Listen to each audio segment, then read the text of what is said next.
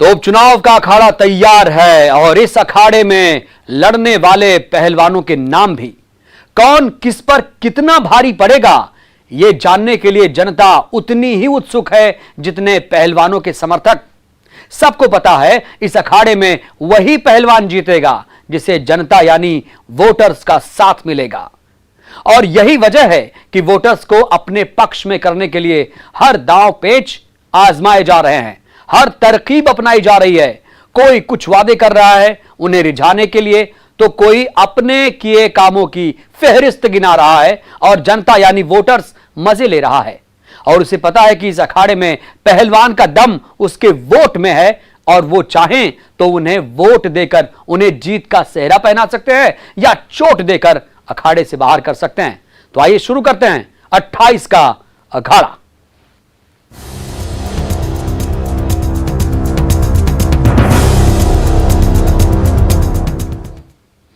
मध्य प्रदेश में चुनावी भाषण के दौरान नेताओं की जुबान फिसल रही है।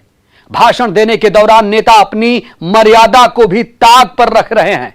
प्रदेश के पूर्व मुख्यमंत्री कमलनाथ डबरा विधानसभा क्षेत्र में आयोजित एक जनसभा को संबोधित करने के दौरान उन्होंने कैबिनेट मंत्री इमरती देवी के खिलाफ अभद्र टिप्पणी कर दी। उन्होंने इमरती देवी को आइटम बताया। इमरती देवी कांग्रेस छोड़कर बीजेपी में शामिल हुई हैं। कमलनाथ ने इमरती देवी के बारे में कहा कि आप तो उसे मुझसे ज्यादा पहचानते हैं, आपको मुझे पहले ही सावधान कर देना चाहिए था। यह क्या आइटम है?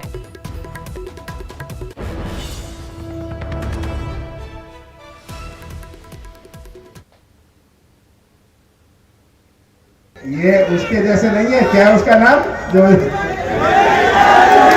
मैं क्या उसका नाम लूं?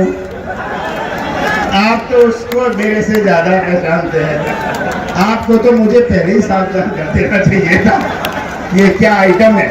ये क्या आइटम है? तो ये उसके जैसे नहीं है क्या? उसका नाम जो मैं क्या उसका नाम लूं? आप तो उसको मेरे से ज्यादा पहचानते हैं, आपको तो मुझे पहले ही सावधान कर देना चाहिए था। ये क्या आइटम है? ये क्या आइटम है? तो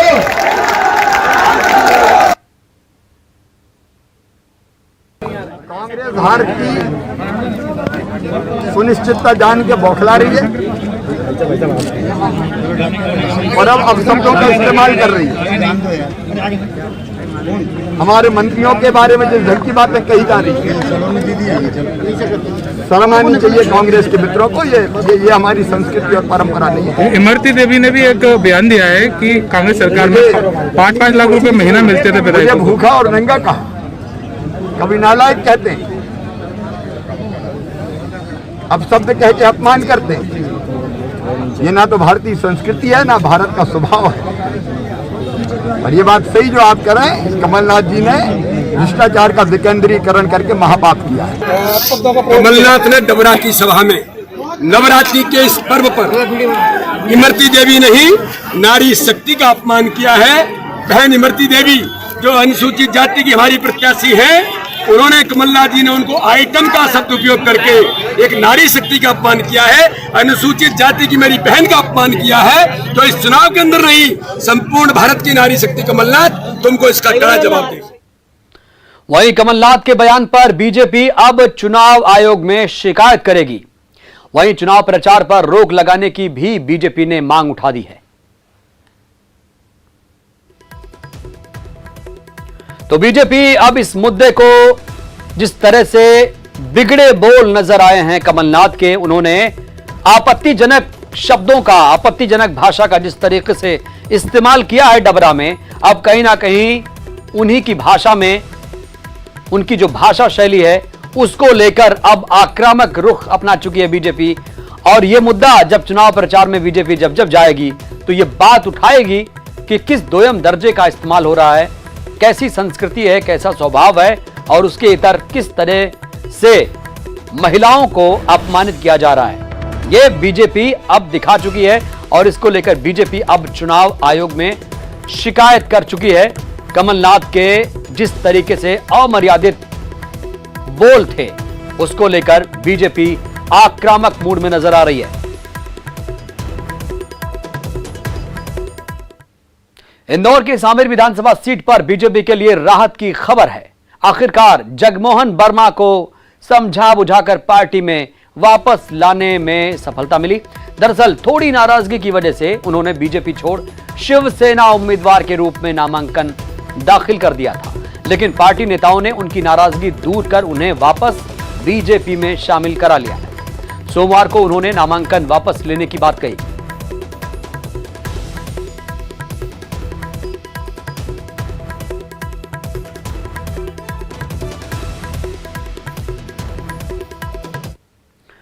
और अब बात बीजेपी के संकल्प पत्र की। बीजेपी भी संकल्प पत्र जारी करने जा रही है। 28 सीटों को लेकर संकल्प पत्र होगा। किसान बेरोजगारों पर यह फोकस होगा। किसान कल्याण निधि बढ़ सकती है, 6000 हो सकती है कल्याण निधि।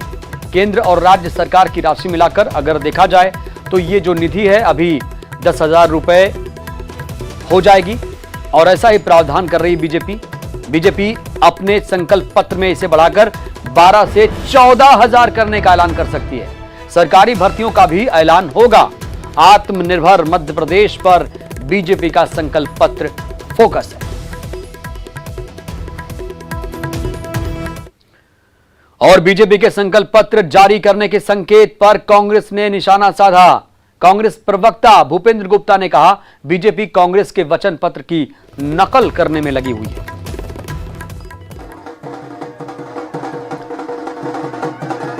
आशा थी, एक अभिलाषा थी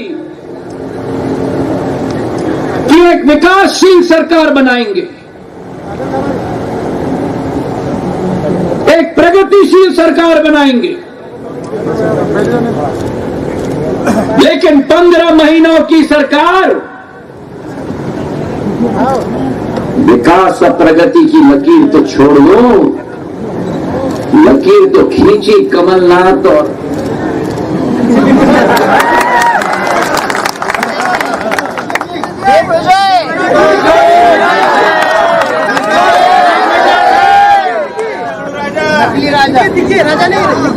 क्या जोड़ी है।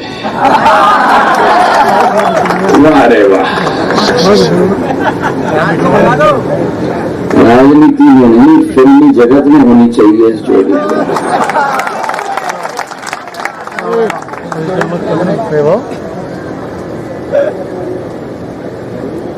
एक है छोटे भाई,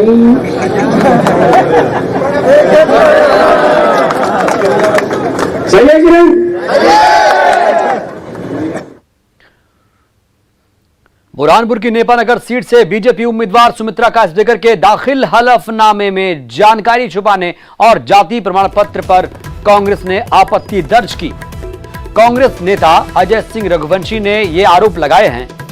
मामले पर रिटर्निंग अधिकारी ने सुमित्रा का पक्ष जानने के बाद आपत्ति खारिज कर दिया, जिस पर कांग्रेस ने अफसरों पर बीजेपी सरकार के दबाव में काम करने का आरोप लगाया और मामले को कोर्ट ले जाने की बात कही है।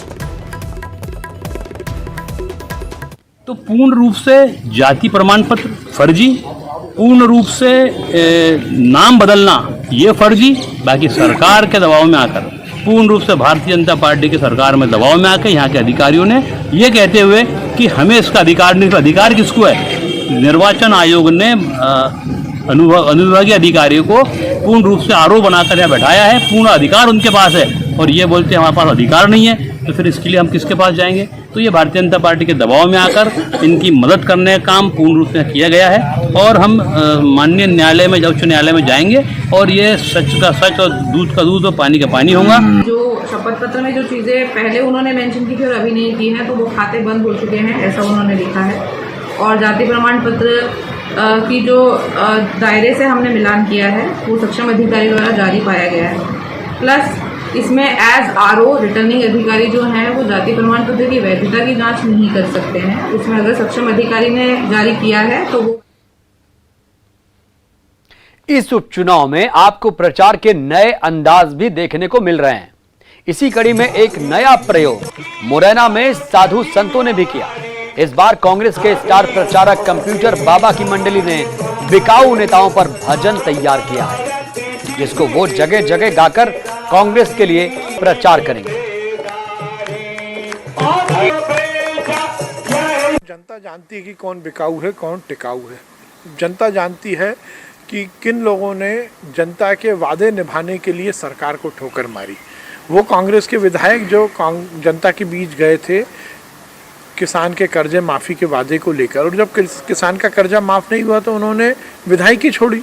जब बेरोजगारों को बेरोजगारी भत्ता नहीं मिला तब उन्होंने कांग्रेस छोड़ी और अपनी विधायकी छोड़ी। मैं कांग्रेस के नेताओं से पूछना चाहता हूं कि उनमें यदि इतनी चरित्र है या इतनी नैतिकता है, एक पंच इस्तीफा नहीं दे सकता। मैं तो उन कांग्रेस के विधायक जो कांग्रेस के टिकट पर जीते थे पर कांग्रेस की सरकार की वादा खिलाफी के कारण विधायकी के पद से जिन्होंने इस्तीफा दिया उन्हें साधुवाद करता हूं, उनका अभिनंदन करता हूं। वो बिकाऊ नहीं है बल्कि वही टिकाऊ रहेंगे और वो कांग्रेस के गद्दारों को निश्चित रूप से सबक सिखाएंगे। तो जो अत्याचार चरम पर हो और विनाश वाला नीति हो और सरकार जब जनता का दमन करने लग जाए, पुलिस दमन करने लग जाए, बहन बेटी पे अत्याचार बढ़ जाए, अपहरण माफिया शराब माफिया सक्रिय हो जाए, लोगों की जाने जाने लग जाए, तो उस समय संतों को मैदान संभालना पड़ता है और संतों को सामने आकर जनता के सामने वास्तविकता रखना पड़ती है। और हम तो खुला कह रहे हैं कि ये चुनाव साधु और शैतान का चुनाव है। जिस प्रकार से एक साधु को दो शैतानों ने मिलकर सरकार गिरा दी गई, तो ये तो साधु और शैतान का चुनाव है। तो साधुओं को जो असली साधु है उनको तो आना ही पड़ेगा एक साधु के लिए मैदान। मुरैना में उपचुनाव के रण में नेता वोटरों को लुभाने के लिए क्या क्या नहीं कर रहे हैं। सुमावली विधानसभा के प्रभारी छत्तीसगढ़ के विधायक विकास उपाध्याय चुनाव प्रचार के दौरान सिकरौदा गांव में पहुंचे और भजन कीर्तन कर लोगों को मतदान के लिए भी जागरूक किया और कांग्रेस के लिए वोट मांगे। कांग्रेस के लिए यहां पर वोट मांग रहे थे विकास उपाध्याय जो छत्तीसगढ़ के विधायक हैं, उन्हें यहां का प्रभारी बनाया गया है, लिहाजा वो अलग अंदाज में वोट मांग रहे हैं।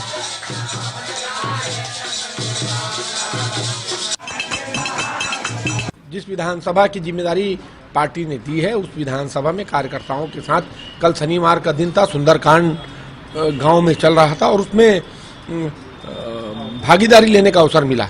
शनिवार का दिन था, हनुमान जी का दिन है और हम सब मिलकर उस सुंदरकांड का हिस्सा बने।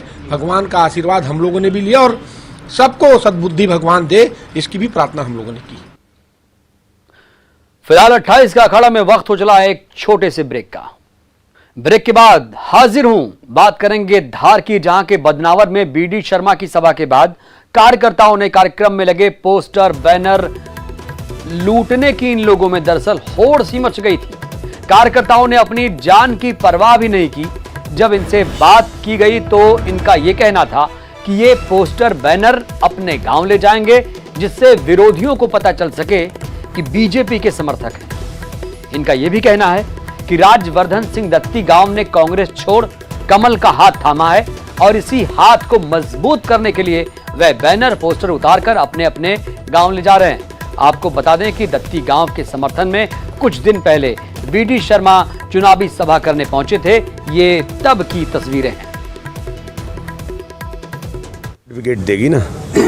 कमलनाथ जी ने 15 महीने में जो किया, मध्य प्रदेश को दुरावस्था की ओर ले गए, जो 2003 से पहले दिग्विजय सिंह ने किया था, उसका जनता ने उनको जवाब दिया था। 15 साल में जो बीजेपी ने किया और 5 महीनों में जो काम किया है शिवराज सिंह चौहान के नेतृत्व में, और माननीय मोदी जी ने इस देश के अंदर जो विश्वास मोदी जी के ऊपर है, इस देश की जनता को, मध्य प्रदेश की जनता को भी जो विश्वास है, उसके आधार पर ये चुनाव विकास के मुद्दे पर, नेतृत्व के मुद्दे पर, और जो आपने 15 महीनों में मध्य प्रदेश को गर्त में लेकर के गए, जो कसूर आपने किया, जिसका बार बार उल्लेख करते मेरा क्या कसूर है, तुम्हारा कसूर ये है कि गरीबों की, जनता के कल्याण की योजनाओं को बंद कर दिया आपने, मध्य प्रदेश के विकास की धारा को रोक दिया। आप केवल भ्रष्टाचार और दिग्विजय सिंह के इशारे पर सरकार चला रहे थे। उसका दुष्परिणाम ये हुआ कि मध्य प्रदेश को बचाने के लिए ये चुनाव हो रहा है, इसलिए इस चुनाव में हम ऐतिहासिक मतों से जीतेंगे। तो मध्य प्रदेश में किसकी सरकार होगी ये तय करेंगे आने वाले उपचुनाव। इसीलिए बीजेपी और कांग्रेस दोनों ही पार्टियां जमकर मेहनत कर रही हैं। वोटरों को लुभाने की खूब कोशिशें की जा रही हैं। इसी बीच दोनों ही पार्टियों के नेताओं के बीच बयानबाजी का सिलसिला भी काफी बढ़ गया है। कांग्रेस के सचिव राकेश सिंह यादव ने दावा किया कि उपचुनाव के बाद 18 नवंबर को कमलनाथ प्रदेश के मुख्यमंत्री के तौर पर शपथ लेंगे और अपना जन्मदिन भी मनाएंगे। से ठीक एक महीने बाद 18 नवंबर को शपथ ग्रहण करने के बाद माननीय कमलनाथ जी का जन्मदिन मनाया जाएगा। इस अवसर पर खजराना गणेश मंदिर में 11,000 लड्डुओं का भोग लगाया जाएगा और जनता का मुंह मीठा कराया जाएगा। ये वो अवसर रहेगा जब मध्य प्रदेश को गद्दारों से और भारतीय जनता पार्टी के कुशासन से मुक्ति मिलेगी और मध्य प्रदेश में एक ईमानदार मुख्यमंत्री की वापसी होगी और युवाओं के उज्जवल भविष्य की कामना की जाएगी। तो 28 सीटों के उपचुनाव के रण में बीजेपी कांग्रेस दोनों या अन्य नेताओं के बीच जुबानी जंग तेज हो चुकी है। मामला मुरैना का है, जहां रविवार को बीजेपी प्रत्याशी रघुराज कंसाना के चुनाव प्रचार के बीजेपी के प्रदेश अध्यक्ष वीडी शर्मा ने कमलनाथ और दिग्विजय सिंह पर निशाना साधा और तीखे शब्दों का प्रयोग किया।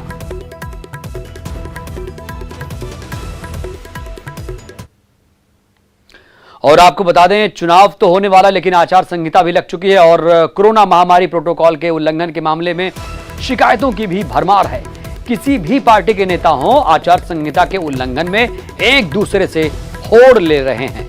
इंदौर की सांवेर विधानसभा सीट की बात करें तो यहां पर कोरोना और आचार संहिता के उल्लंघन के 22 मामलों में अब तक 22 FIR दर्ज की जा चुकी है। इन मामलों में भारतीय जनता पार्टी के नेता कांग्रेस के नेताओं के मुकाबले काफी आगे हैं। बीजेपी के नेताओं के खिलाफ कोरोना और चुनावी आचार संहिता उल्लंघन के जहां अभी तक 13 मामले दर्ज किए गए, वहीं कांग्रेस के 6 नेता इसकी जद में आए हैं। इनमें बीजेपी के जल संसाधन मंत्री तुलसी सिलावट, विधायक रमेश मेंदोला, पूर्व महापौर कृष्ण मुरारी मोंगे, विधायक आकाश विजयवर्गीय का नाम शामिल है। तो वहीं कांग्रेस की तरफ से पूर्व मंत्री जीतू पटवारी, पूर्व सांसद प्रेमचंद गुड्डू के नाम भी शामिल है।